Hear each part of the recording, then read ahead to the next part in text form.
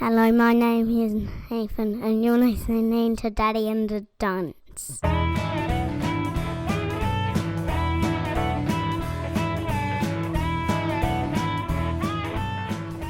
Hello and welcome to Daddy and the Dunce, a weekly podcast looking at the trials and tribulations of parenting in the modern day and age from the point of view of a parent and an uncle. My name is Ashley, I'm the dad, and my brother-in-law Mark is the dunce. How you going this week, Mark?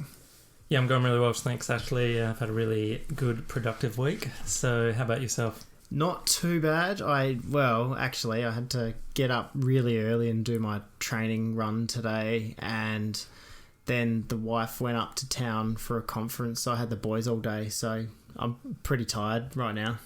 Okay. It's hard work. Well, there you go. You don't have to get up early.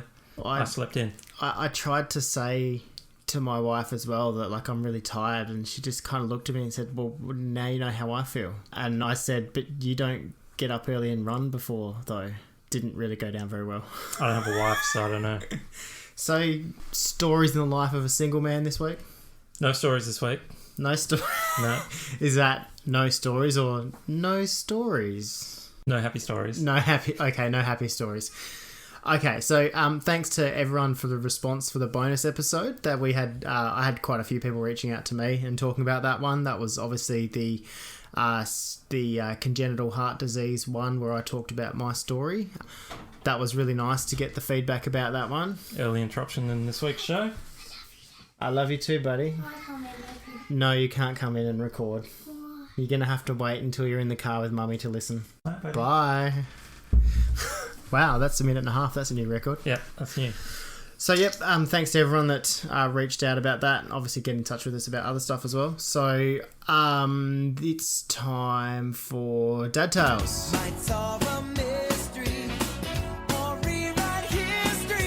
Dad Tales. Woo! Woo!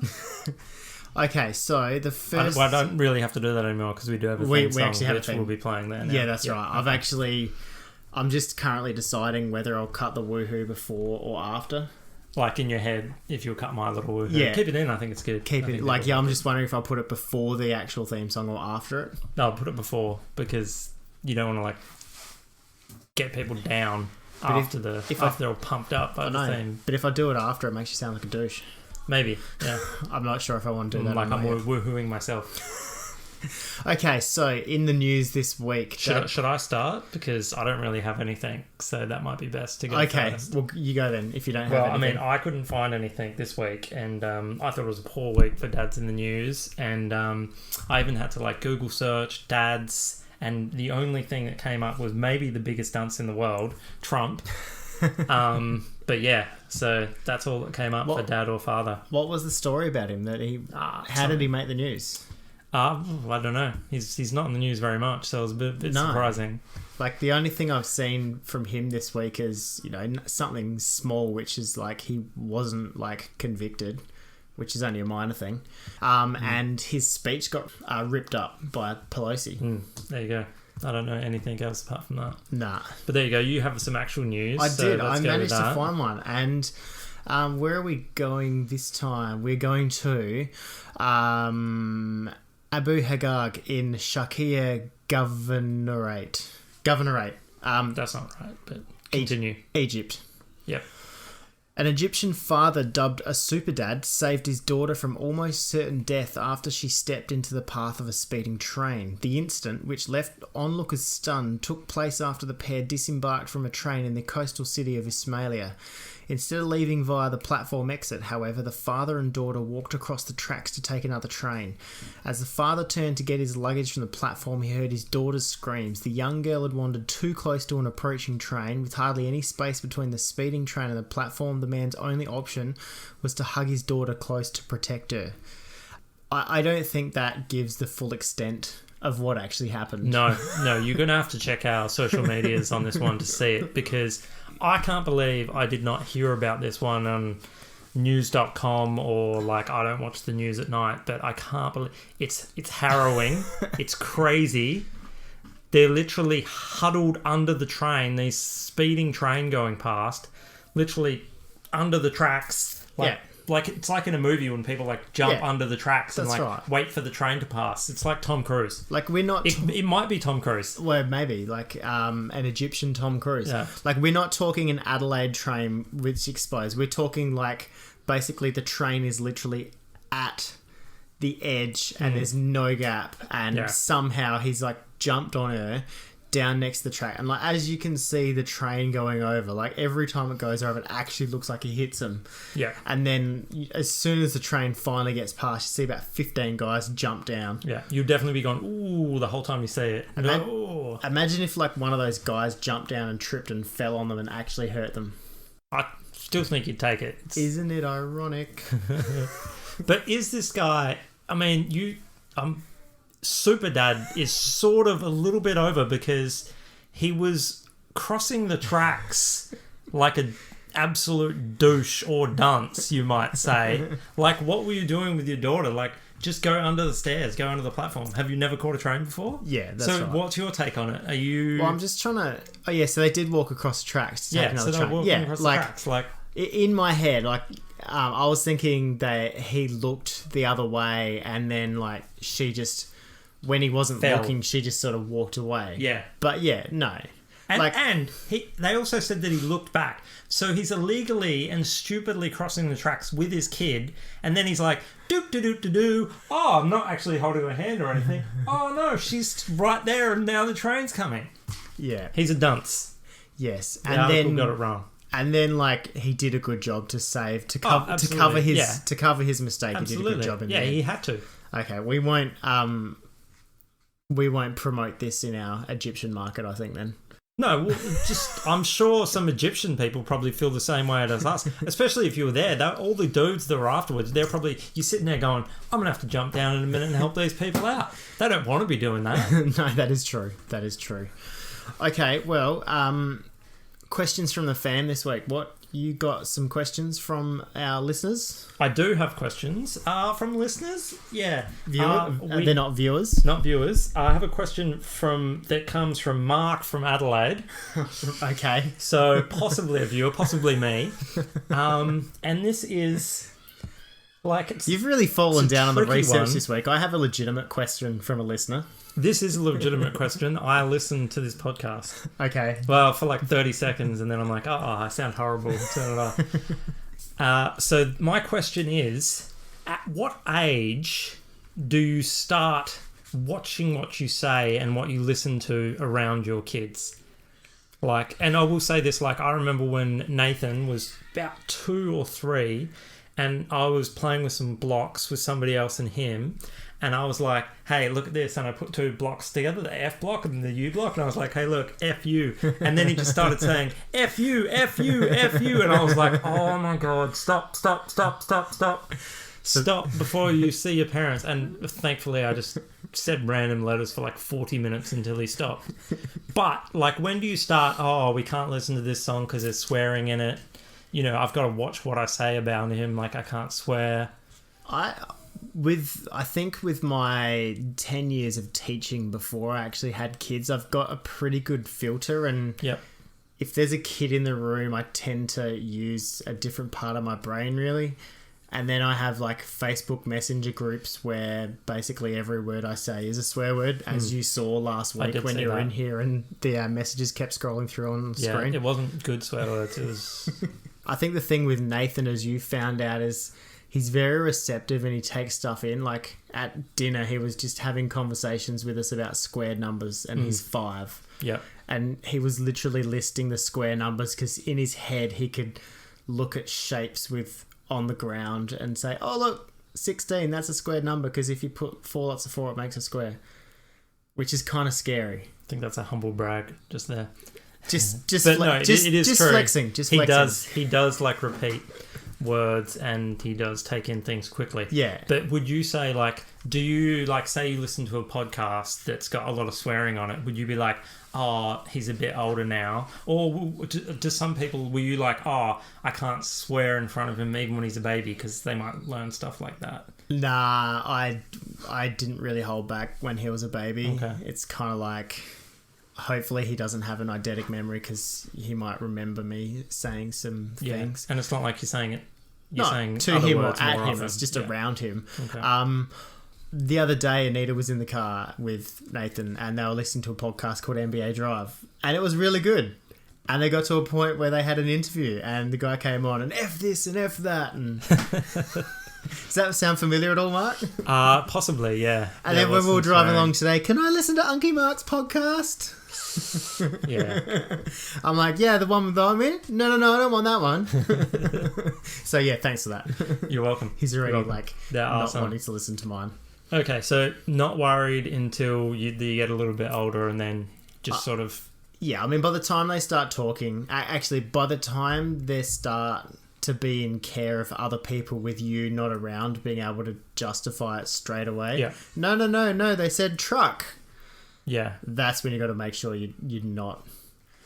Yeah, and I know some of my friends that be like, I can watch, whatever movie I want when they're little. It can be quite violent or a lot of swearing, and they're like, they don't watch the TV. They'll watch it like for 30 seconds every like 10 minutes. Yeah, we started to watch Sherlock the other day, and that we kind of felt pretty awkward watching that straight away. We would have watched that a couple of years ago, but now that he's 5, it's just a You bit can like repeat things and there's just notice some of the what's going stuff on. that's happening with the murder and that. You're just kind of like, yeah, he's a bit young now to see this. Yeah.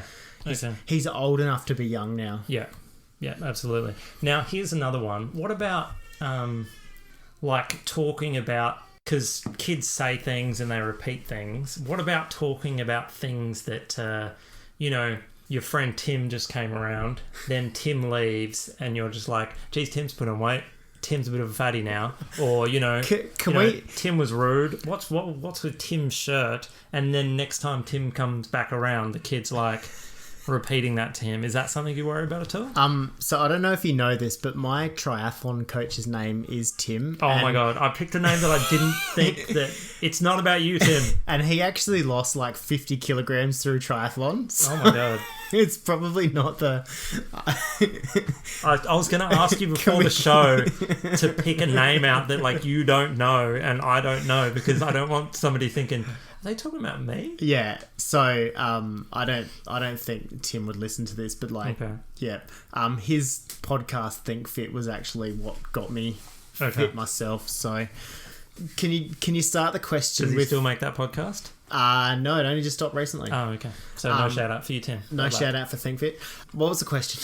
So like, do you worry? Do you censor yourself in talking about other people? Not that everybody talks a little bit about other people, but I'm not saying that you go around bitching about people behind their back, but you just sort of don't talk quite as much in front of the kid because he might repeat it back to them. In lots of movies they use it as a sort of an old trope, as a joke to the kid says something. Have you ever heard Nathan come around and say anything about you? Maybe. Okay, well then no, we don't. Okay. Yeah, maybe, because the reason I bring this up is because I'm not sure if you remember there's a prop that goes with this. I've got something for you actually. Yeah. I think I'm being stitched up here. You may be. So I'm not sure if you remember, but why don't you open this present I've got for you here, and I wonder if you can tell me why you're getting this, because I was over at your house. It's wrapped up in some jumpers. So I was over at your house probably like 4 months ago, and I took a drink from your fridge. It looks like I'm getting chocolate milk. So I took a chocolate milk from your fridge, and then about 3 and a bit months after that I took this chocolate milk, I was swinging your son on the swing, and he said to me, he's like, "Why did you drink Daddy's chocolate milk, Mark?" And I was like, "Sorry, what?" He's like, "You shouldn't have done that." And I was like, "What?" He's like, "You shouldn't have drunk his chocolate milk." And I was like, "What are you talking about?" He's like, "Yeah, you shouldn't do that, Mark." He was really like stressing that I should not have drunk this chocolate milk. And I'm like, wow, Ashley's still talking about the chocolate milk I drank. Okay, so like just 3 months ago. So these are my chocolate milks that I have after hard training sessions. They're Oak Protein Plus.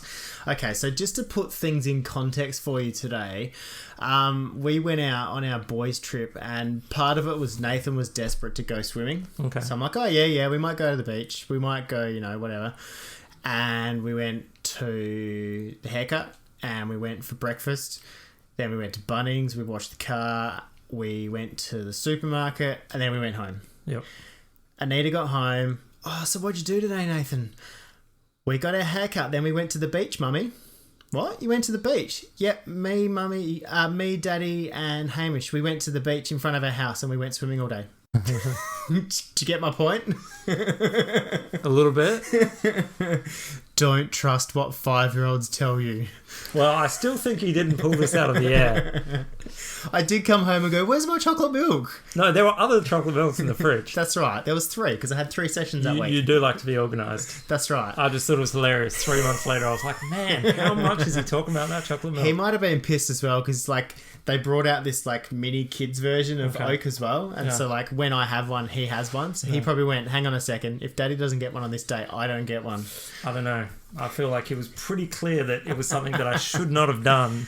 And he was questioning as to why I did it. Well, there's 4 for you just there. Sick. So, you know. No wonder when I went to the 4 shops today, sessions. there was none left. No, I went after that. Okay, so let's just move on from the awkwardness. Yep. But I got chocolate milk, so that's all good. What I'd like you to do is have a look at this photo and tell me what you can see. Oh, is it going to be something gross? Oh, is that poop? And where is the poo, Mark? I don't know. What is it? Is that like a bath? That is a bath. Oh, it is a bath. Yuck. Oh. So, Is that Amy? no, thankfully this was sent to us by a listener. Oh, by a listener. Do they not want a shout out, I'm guessing? I promised Lauren I wouldn't mention her name. Okay, that's good. So here's a scenario. You got your baby in the bath. Yep. And they're all nice and clean, and all of a sudden you look down and there's a polywaffle in the bath. What do you do? What do I do? Well, you know what I do. I drain the bath, and they get another bath. Probably, but I don't. I mean that's pretty solid. That's like Caddyshack. Yeah, that's right. Level of solid there. That's nothing running in the water there at all. I have heard it seems to be stories somehow under the plastic thing at the bottom of the bath. I think it's just sitting on it, but there's like some floaty and some Yeah, sinky bits as there's well. a few other bits around. Yeah. We're not going to share this, everybody. You don't want to share the photo on social media? No, there's poop in a bath. So what are you going to do? Are you going to like pull the poo out first? Are you going to like let the poo get to the drain and then scoop it out? Are you going to say to the baby, you made that mess, you clean it up? No, I think this is what I'm going to do. I'm going to grab the baby, put the baby somewhere. I don't know how to handle babies. Hold the baby. I'm not sure. Tie the baby up. I know you don't tie babies up. That was a joke. And then probably just get like a doggy bag. Like a plastic bag. Just do it like a dog did it. But then I'm probably, actually I'd want to scrub the bath pretty well. Actually, yeah, you could do that. You could we've got these nappy sacks and they're like orange scented and you put the nappy in it. You could scoop it up like a doggy bag. Scoop it up with those. that. And I'm not sure. Would you not push it down the drain and just flush it? No, that's yuck. No. What? Well, then you have to like push it for like 10 minutes. Like a spatula? What are you using here? Then you're losing good spatula. No, I think, yeah. But I mean, often parents seem to tell me that, they get tired a lot because parenting can be tired. Oh, yeah. Which I've seen. So maybe you're not just like, are you doing like, that's the end of your bath, but there's poo in the bath. You're not doing another bath, are you? The bath time's over. I would. Well, you'd probably have to run the bath again and go for it and wash them off. You would have to restart. Depends on how like runny it is as well. If it's just like down the end and you can get them out quickly before it happens. Yeah. Right. So you don't have to redo the bath. What if you just like wash the hands and face and get him out quick? You'd probably, I don't know, maybe shower and then like rinse the bath later when you're not feeling so tired. So that's your final tip for people who are listening to this show just for parenting advice? Pick them out, jump in the shower, then you, like, because your hands have been in the pooey water as well, so you'd want to rinse them too. Yeah. Yeah. Or, no, actually my final advice. Mom, I need your help. Not a bad one. Okay, so a new segment this week is Dad Hacks, and I'm going to give some suggestions that this one was when I was running this morning. I thought of this one, and I decided that I'm going to start a new segment. Okay, so you're putting a nappy on a baby. We're talking like pull-ups, because as soon as you get into pull-ups, life gets easier. Because like just for the listeners out there, I have never put a nappy on a baby. Okay, well, looks like we have a task for Mark to do this next week. I hate those like Velcro clippy ones because you have to put them down and the baby wriggles and they move. Actually, now I have put a nappy on a baby because I'm just remembering that I did that for my niece. So you got to put a pull up on. What you do is just the listeners out there, that was the last interruption. From now on, I'll let Ashley speak. I have 4 chocolate milks, so I'm not going to complain. Okay. You stick your hands through the legs, so like you make out like you're holding the nappy up and you go like back to front through the legs, and then you grab their legs and then you pull the legs down through the nappy, and so then you pull the nappy up, because otherwise trying to get like, because babies on the change table are like little octopuses, they just like squirm and wriggle, and like you get one leg of the nappy on and then you go to get the other and the first one pulls out and whatnot. So you stick your hands through, grab their legs, then pull your hands down, the nappy goes up, then you push the nappy up. Done. Oh, yeah, I get it. Boss move. Okay, so this is like, so you do the straps up first of the nappy. Oh, it's a pull up. So it's pull up. So, yeah, but you could do it with a strap on nappy, because couldn't you do the straps up first? Probably wouldn't really fit as much as well. Yeah. Right. Yeah, because they're not as elastic. But yeah. But if anyone tries it with that, I would like to see. You'd have to guess. You could fix the straps up later. Yeah, well, if you knew exactly what they were. But yes. Yeah. So yeah, that's actually not a bad idea. Yeah, well, that's my dad hack of the week. Okay. Yeah. Well, thanks for that. I think I told Anita I was doing dad hacks, and then Nathan started singing a new theme song. I can't remember what it was. I was Cat in the Hat. He started singing. Oh, I do not know. Cat Hat in the Week. I don't know if it's an actual song or if he just made it up. We'll see. Yeah. Okay, so that's it. Done. Yeah, no, thanks for listening, everybody. Feel free to give us a rating and review, and if you enjoyed it, tell someone about it. The best way to contact us is email dad.dunce@gmail.com. Ashley's Insta is @try.ash.leet and www.tryashleet.com. That's it. 5-star, 5-star. Beautiful. Okay, so Mark, I've been thinking about this for a while now, and I can honestly say that I believe the shovel was a groundbreaking invention. Not bad. It's probably the best so far. Bye, everybody.